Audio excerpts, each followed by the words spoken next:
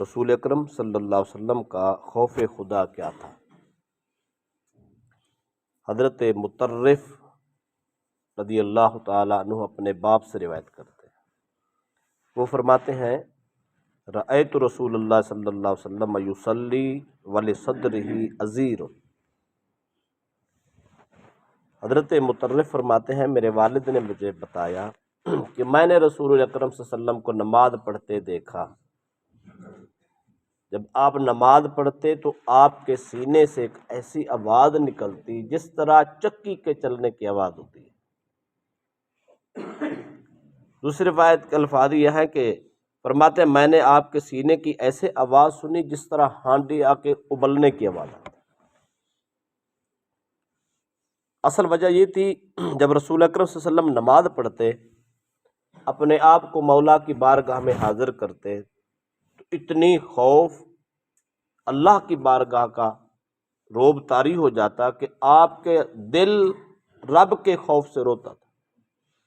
بظاہر زبان سے کلام پڑھتے، فاتحہ پڑھتے، تلاوت فرماتے، لیکن دل خوف خدا میں رو رہا ہوتا۔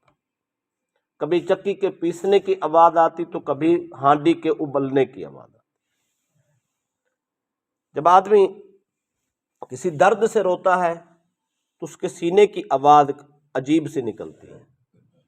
تو رسول اکرم صلی اللہ علیہ وسلم ہماری طرح صرف عارضی نماز، رسمی نماز نہیں پڑھتے تھے، وہ حقیقی نماز پڑھتے، خوف خدا میں کھڑے ہو کے نماز پڑھتے، اور اتنی خوف طاری ہوتا کہ آپ حالت نماز میں دل رو رہا ہوتا، زبان پہ اللہ کا ذکر جاری ہوتا۔ صحابہ کرام علیہم رضوان کو رسول اکرم صلی اللہ علیہ وسلم کے خوف کا یہ فیض حاصل تھا۔ مولا علی کرم اللہ وجہ الکریم رضی اللہ تعالی عنہ کے بارے میں آتا ہے جب آپ اذان سنتے تو آپ کے چہرے کا رنگ فک ہو جاتا۔ اہل خانہ پوچھتے کہ حضور آپ کا رنگ کیوں فک ہو جاتا ہے؟ وہ فرماتے سنا نہیں ہے اللہ کا بلاوا مجھے آ گیا، میرا رب مجھے بلا رہا ہے اور میں اللہ کی بارگاہ میں کیسے حاضر ہوں؟ اتنا پائے کہ لوگ، اتنے اعلیٰ قسم کے لوگ، جن لوگوں کی جنت کی بشارتیں دنیا میں مل چکی تھیں، ان کا خوف خدا اتنا تھا، وہ کہتے اللہ کا بلاوا آ گیا ہے، اللہ نے آواز لگائی ہے، میں نے اللہ کی بارگاہ میں کھڑا ہونا ہے۔ تو خدا کی بارگاہ میں کھڑا ہونا کوئی آسان تو نہیں ہے۔ ایک انسان اگر دنیا کی عدالت میں کھڑا ہو تو جسم پہ کپ کپی طاری ہوتی ہے، تو ساری کائنات کے شہنشاہ کی بارگاہ میں کھڑا ہو اس کی حالت کیا ہونی چاہیے؟ اگر نماز میں خوف خدا ہو، رقت طاری ہو، تو وہ نماز انسان کو رب کا ایسا قرب عطا کرتی ہے جس کو معراج کہتے ہیں۔ اللہ کے نبی نے فرمایا نا الصلاۃ معراج المومن، نماز مومن کا معراج۔ یہ معراج اس وقت حاصل ہوتا ہے جب بارگاہ خدا میں آدمی کھڑا ہو جس پہ کپ کپی طاری ہو، خوف خدا طاری ہو، زبان پہ ذکر جاری ہو، اور پھر آدمی اس تصور میں نماز پڑھ رہا ہو تو پھر وہ اتنا قرب حاصل ہوتا ہے، انسان کے اتنے درجے بلند ہوتے ہیں کہ رب کو ان کے ہر اعضاء کو معراج کرا دیتا ہے۔ یہ تھا رسول اکرم صلی اللہ علیہ وسلم کا خوف خدا۔ ایک صحابی رسول کا خوف خدا سنیں، امام بہقی نے اس کو نقل کیا ہے، حضرت حیثم بن مالک اس کے راوی ہے، فرماتے رسول اللہ صلی اللہ علیہ وسلم نے ایک دن خطبہ دیا، فبقى رجل بین یدیہ، ایک شخص سرکار کے سامنے خطبہ سن کر، آپ کا واعظ سن کر رونے لگا۔ تو تاجدار کائنات صلی اللہ علیہ وسلم نے جب اس کا رونا دیکھا اور اس کا خوف دیکھا، سرکار نے فرمایا لو شہدکم اليوم کل مؤمن علیہ من الذنوب کامثال الجبال الرواسی فغفر اللہ۔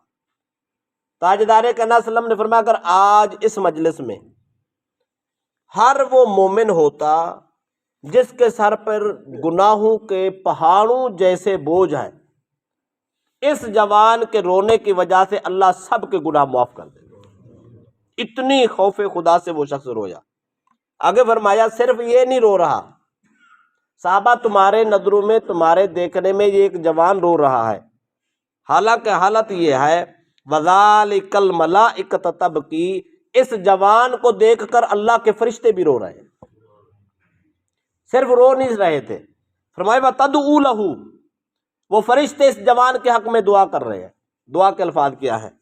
جوان خوف خدا میں رو رہا ہے، اس کو دیکھ کر فرشتے روتے ہوئے، اللہ کی بارگاہ میں دعا کرتے ہیں، کہتے ہیں اللہ اللہم شفع البکائین فی من لم یبک، اے اللہ اس جوان کے رونے کا صدقہ تو ان لوگوں کو بھی بخش دے جو لوگ تیرے خوف سے روتے ہی نہیں۔ یعنی اس آدمی کا رونا اتنا اعلیٰ تھا، اتنا افضل تھا، اس کی تو مقبول ہو گئی، لیکن اس کے صدقے سے ان لوگوں کی بھی مقبول ہو گئی جن کو خوف خدا نہیں تھا۔ اس کا مطلب یہ ہے صحابہ کرام علیہم رضوان کو اتنا اللہ کا خوف تھا، اتنی گڑ گڑا کے روتے، اتنے روتے کہ وہ اپنی بھی بخشش کا سبب بن جاتا اور باقی لوگوں کی بخشش کا سبب بن جاتا۔ حضرت عبداللہ بن عباس فرماتے ہیں جب اللہ تعالیٰ نے یہ آیت نازل فرمائی، یا ایھا الذین آمنوا قوا انفسکم واہلیکم نارا وقودھا الناس والحجارہ، اے ایمان والو اپنے آپ کو بچاؤ، اپنے اہل خانہ کو اس جہنم کی آگ سے بچاؤ جس کا ایندھن انسان اور پتھر ہے۔ جب یہ آیت اتری رسول اکرم صلی اللہ علیہ وسلم نے اپنے صحابہ کو سنائی، فخر فتن مغشیا علیہ، یہ آیت سنتے ہی ایک جوان غش کھا کے گر گیا، بے ہوش ہو گیا۔ فوضع النبی صلی اللہ علیہ وسلم یدہ علی فوائدہ، سرکار اٹھے اس جوان کے سینے پہ جا کے ہاتھ دھرا، دیکھا تو دل کی حرکت باقی تھی، ابھی دل حرکت میں تھا، تو رسول اکرم صلی اللہ علیہ وسلم نے فوراً فرمایا یا فتیٰ قل لا الہ الا اللہ، سرکار اس کو کلمہ پڑھایا، کلمہ پڑھا کے نبی اکرم صلی اللہ علیہ وسلم نے فرمایا فبشرہ بالجنہ، اس جوان کو جنت کی بشارت۔ یعنی یہ آیت سنتے ہی کہ اللہ نے فرمایا اپنے آپ کو بھی بچاؤ، اپنی نسل کو بچاؤ، اپنے اہل خانہ کو بھی جہنم سے بچاؤ جس کا ایندھن انسان اور پتھر ہے، اس کو اتنی خوف آیا کہ ہم بھی جہنم میں جلیں گے ایندھن کے طور پر، اتنی خوف آیا، بے ہوش ہو کے گرا۔ جب گرا تو سرکار دو علیہ وسلم نے جب دیکھا کہ یہ فوت ہو چکا ہے، دل پہ ہاتھ رکھا، دل کی دھڑکن موجود تھی، سانس باقی تھے، سرکار نے کلمہ پڑھایا، کلمہ پڑھا کے، اور جس کے آخری ٹائم مصطفیٰ کلمہ پڑھائے اس کے جنتی ہونے میں شک نہ تھا، سرکار نے پھر بشارت سنا دی، فرمایا یہ جوان جنتی ہے۔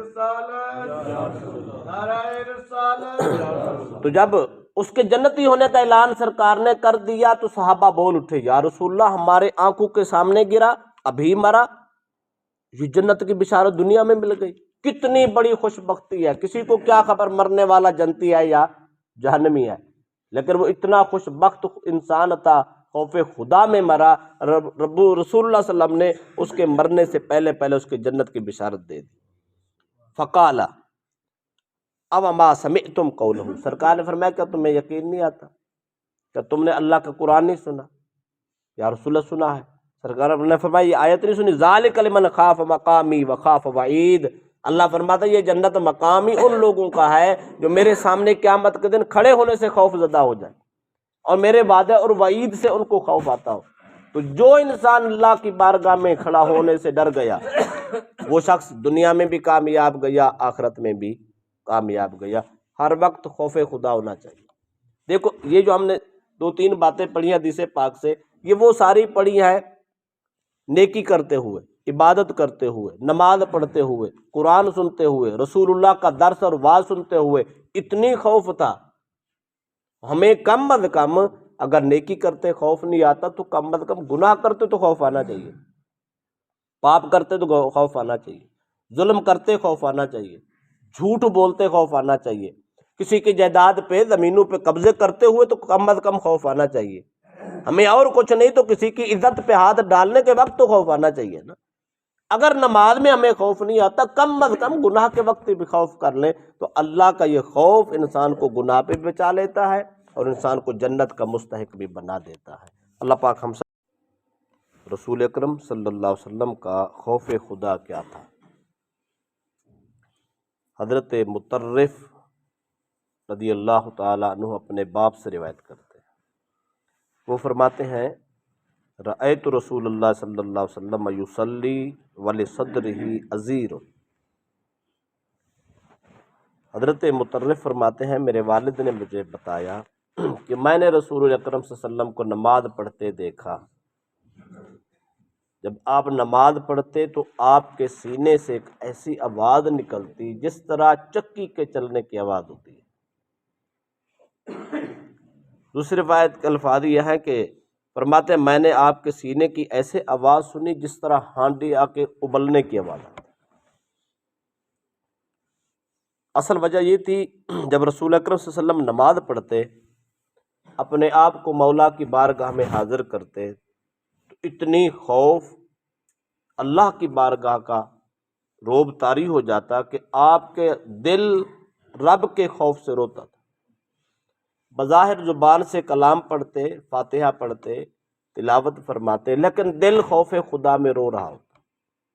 کبھی چکی کے پیسنے کی آواز آتی تو کبھی ہانڈی کے ابلنے کی آواز آتی۔